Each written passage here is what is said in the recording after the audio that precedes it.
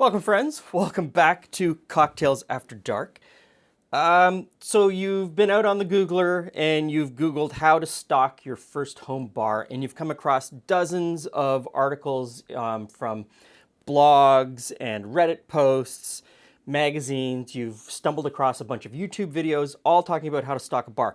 And they've all sort of come up with the same sort of thing. And so let's run through what the wisdom of the crowd says. You obviously have to start your first home bar with a bottle of American bourbon. Now, don't get hung up on the brands that are in front of us here, because brands globally do vary. Availability of brands do vary globally, and we'll get into the flavor profiles later. So, absolutely have to have a bottle of bourbon. That's the wisdom of the crowd. If you're going to have a bottle of bourbon, well, you need a bottle of rye whiskey because you can't make classic cocktails without a rye whiskey. If you're going to go that far, you probably should have a blended Scotch whiskey, because blended Scotch whiskeys make great cocktails. This could easily be swapped out for a blended Irish whiskey or a Canadian whiskey because those go in cocktails really well. And well, if you're talking about American bourbon, and since you're at the liquor store and you're buying bourbon, why not get one of the other bourbons that have a different mash bill, either with a higher rye content or this one that has wheated? Got to start with those. Next up, you have to have rum. Got to have a rum. So you should start out with an unaged white rum, be it Spanish, French rum agricole, or an English rum. And then, of course, you should have a dark aged rum. Again, you could go Spanish, you could go English, you could go French. And because I bring up French rum agricole, you should probably have a French rum agricole because the flavor is completely different than the English and Spanish rums. Now, you should also have a gin. And obviously, you're going to start out with a London dry gin. Always should have a London dry gin in your cabinet. And then probably a New World gin because, again, different flavor profile. Let's have an Old Tom gin because Old Tom gin, different flavor profile, different sweetness level, and used a lot in older classic cocktails. And then in a New World gin, maybe something that has a different spirit base. This one has a rye base, which gives a different flavor profile.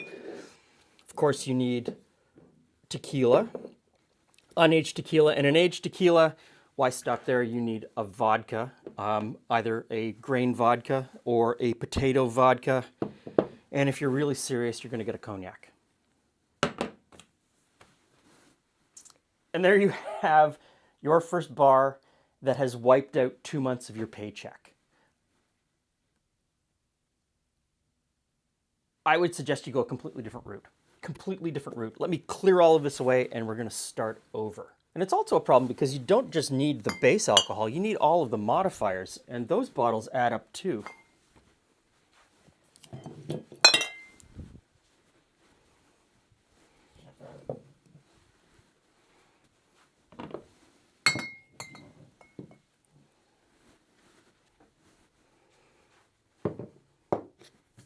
Okay, let's start over.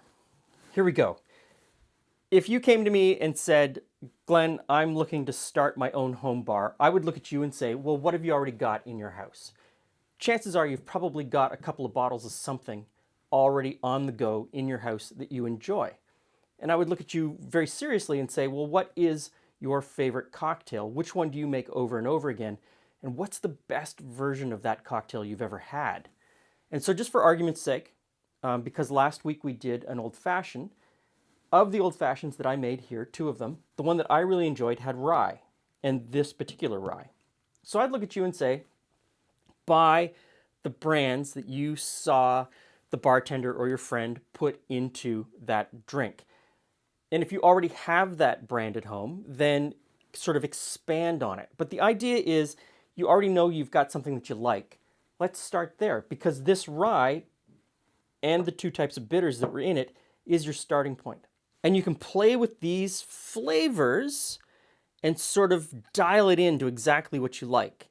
Then you can play with that cocktail by expanding into a different type of whiskey, in this case, a bourbon, or a rum. Change the spirit out completely and start making an old-fashioned with a rum and see how you like that.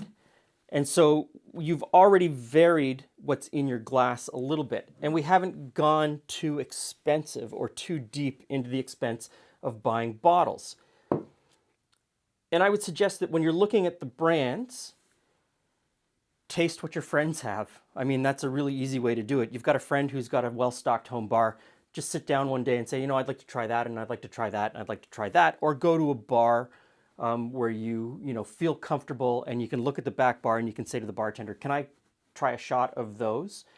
Most bartenders will be completely open to helping you with that. Julie and I have an advantage. We've been doing this channel since 2007. And in an average month, we'll go to 3 or 4 tastings, be it wine or alcohol, where we get to sit down and have a tasting flight that's set out for us, and we get to taste through different things, and we get to do blind tastings.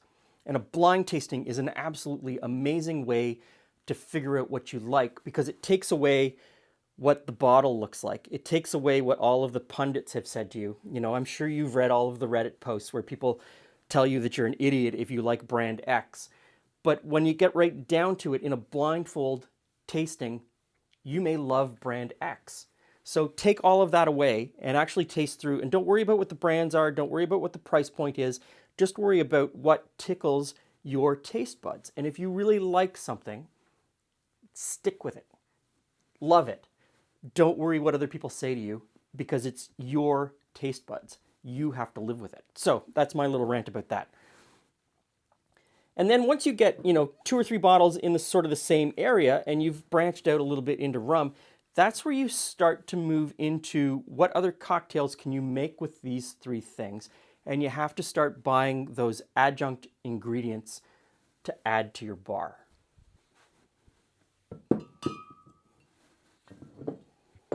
So what we have here on the counter are, brown spirits. We've got some rye and some rum. This could easily be vodka or gin, and this next little bit would almost be kind of the same.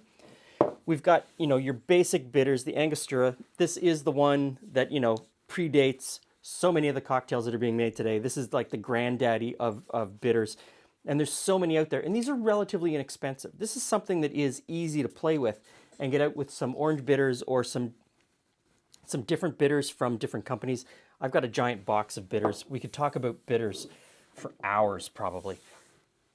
If this was sort of my base, the next thing I'd do would be vermouth. A white vermouth and a red vermouth. These start a countdown clock as soon as you open them. They're a fortified wine, and the wine breaks down over time. The taste shifts and changes. So this is something that I always try to buy in the smallest bottle possible, and I keep it in the fridge, tightly capped. Within the first couple of months, the flavor doesn't change too much. Between 2 and 6 months, the flavor will change greatly, depending on how you handle them. And after the 6-month period, you have to question why it's still in your fridge.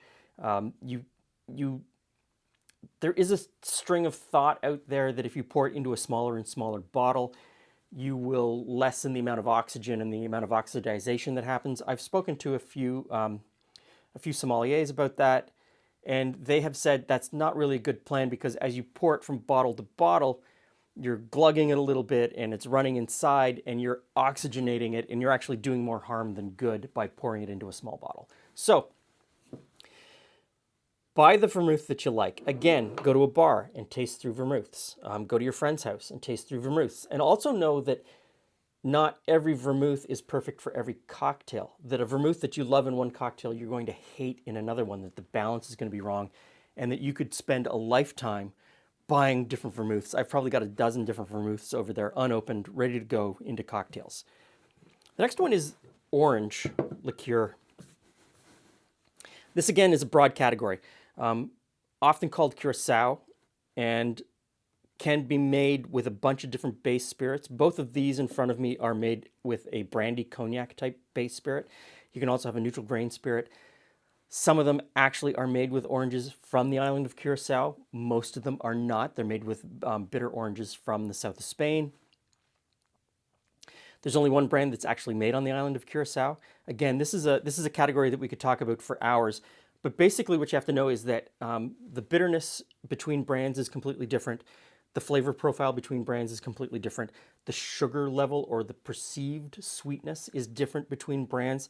Not every brand is going to work in every cocktail, but what you have to do is find one that works for you in most applications. And for me, that is these two. They work well in most cocktails. So I kind of stick with those in my bar. If you're going to go with these two, you know, a rye and a bourbon, you probably at some point want to make a Sazerac, and that's where this comes in. This is absinthe. Again, you're going to use a very tiny amount of absinthe in each one. This bottle of absinthe will probably do me the rest of my life, even with doing a cocktail show and cocktail tastings. I'm probably never going to use all of this. In fact, I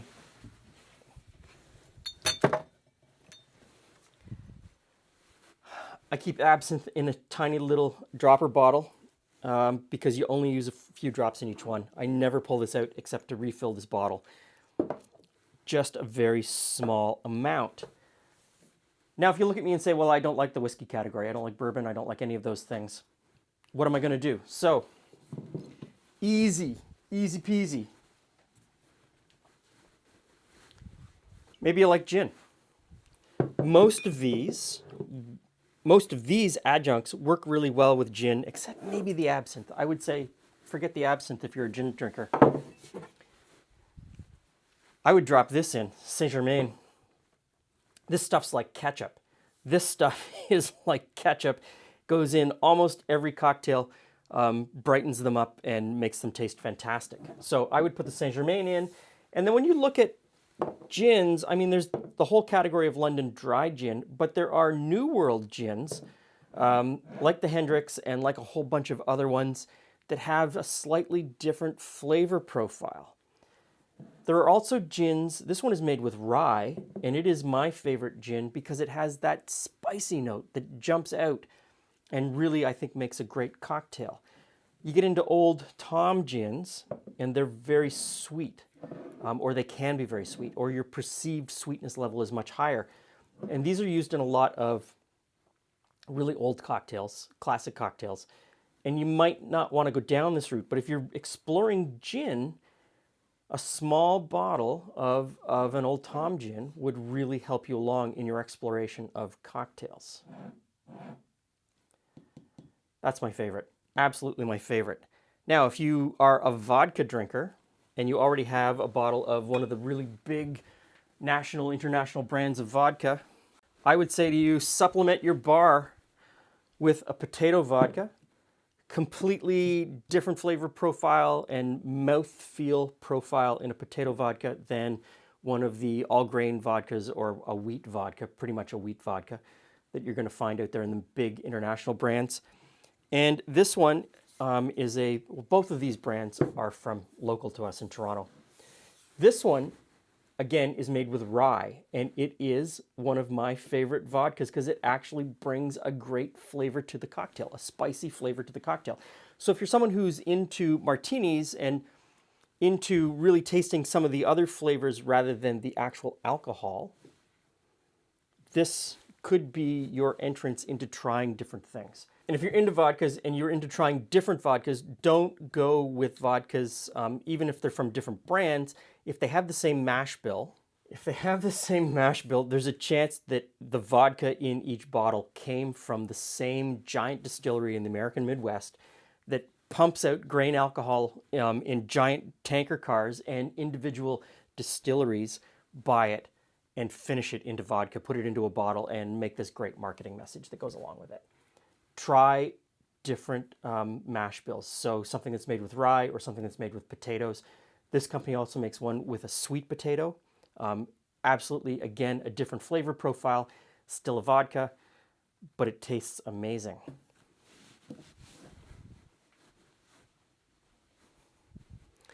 Now, if at the beginning you said to me rye was your jam, I would then also suggest maybe that you move into tequila and try either a clear or silver Blanco tequila. Make sure that it's 100% agave. There is a lot of there's a lot of ways to tell what's in these bottles. There's a nom on the back, a number, and you'll see it on the back, and you can search that number online. And tequila is so tightly controlled. You search that number online, it will tell you all of the brands that are made in the same distillery, which makes it really easy for you to sort of look at, if you're price conscious, to look at, well, if they're making, 20 brands in this particular distillery, what differentiates the one that is really inexpensive from the one that is really expensive? Are they that different, or is it just a marketing thing? I'm not saying that they're exactly the same, but there's a chance that they're not going to be all that different. So you can check who makes which one very easily, which is, as we just talked about in vodka, not a possibility. You don't always know where that vodka is coming from. Chances are it might be coming from that giant plant in the Midwest.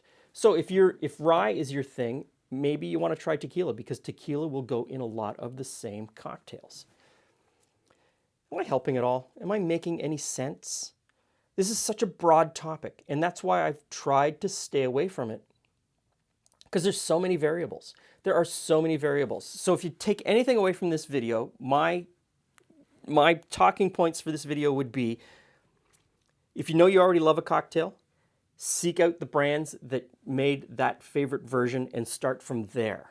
Don't worry about buying 30 different base alcohols. Start with the base alcohol that you know you like, and then start exploring some of the adjuncts or additives, the things that are going to make the rest of the cocktail. And explore those, and then just slowly circle out. And a great way to sort of expand your reach and expand your palate and explore what your palate likes is to just sit down in a club. Find a club that does tastings and taste through things. It's a fantastic way to figure out what you like. Or just find a bar or a pub that has a great selection that you can sit down at and just taste through a bunch of different things. This by no means is, the be-all and end-all. I mean, I've got so many things over there that I'd love to tell you, but this video would just be so long. I think you have to wash away what everyone says online and be true to your own palate. Really explore what you like. Don't worry about the marketing messages. Don't worry about the shape of the bottle. Don't worry about the label that's on the bottle. Don't worry about what some guy on Reddit says. Do your own exploration and build slowly. Because if you go out and spend, hundreds of dollars on alcohol, there's going to be some dogs in there. There's going to be some bottles that haunt you. Another great way to do it is I brought out this little bottle of Bombay Sapphire. If you're unsure if you like a particular brand or if you like a category, buy one of these little bottles. Yes, the cost per ounce or the cost per milliliter is going to be higher than if you bought the full-size bottle, but it's going to be cheaper to buy the tiny bottle. It's going to be less of a waste if you don't like it, and it's not going to haunt you forever sitting on the back of your bar as that bottle you bought and you didn't like. So explore this way. That's a really good way to start figuring out what you like. Thanks for stopping by. See you again soon.